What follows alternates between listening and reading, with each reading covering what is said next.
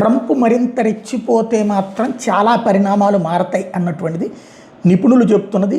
తన లక్ష్యం నెరవేరకపోవడంతో Trump Iran మీద దాడులు మరింత పెంచే అవకాశం ఉంది. అయితే అవి రాజకీయ వ్యూహాత్మక జాతీయ భద్రతా విజయాలు అందిస్తాయా లేదా అన్నదే ప్రధాన ప్రశ్న. యుద్ధ విస్తరణ ఉచ్చు పలు దశల్లో ఉంటుంది అంటున్నారు అమెరికా చరిత్రకారుడు రాబర్ట్ పపే. గగనతల ఆధిపత్యంతో సాధించే విజయాలు స్వల్పకాలం మాత్రమే ఉంటాయి. గతంలో పలువురు అమెరికా అధ్యక్షులకి అని ఆయన గుర్తు చేశారు. ఈ సందర్భంగా అమెరికా సైన్యం తొలి రోజు 100% విజయం సాధించింది.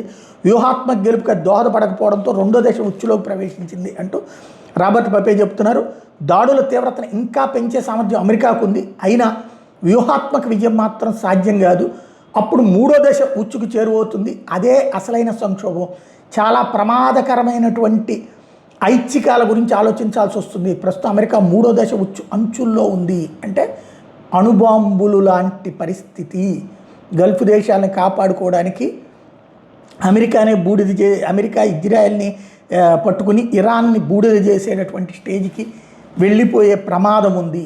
అదే కాకుండా గ్రౌండ్ లెవెల్లో కనుక వెళ్తే, అంటే భూమి మీద నుంచి యాక్టివిటీ చేస్తే మాత్రం పెను ప్రమాదం జరుగుతుంది. అప్పుడు అమెరికన్ సైనికులు కూడా ప్రాణాలు కోల్పోతారు. అమెరికా ఉచ్చులోకి చిక్కుకోవడం అదవుతుంది.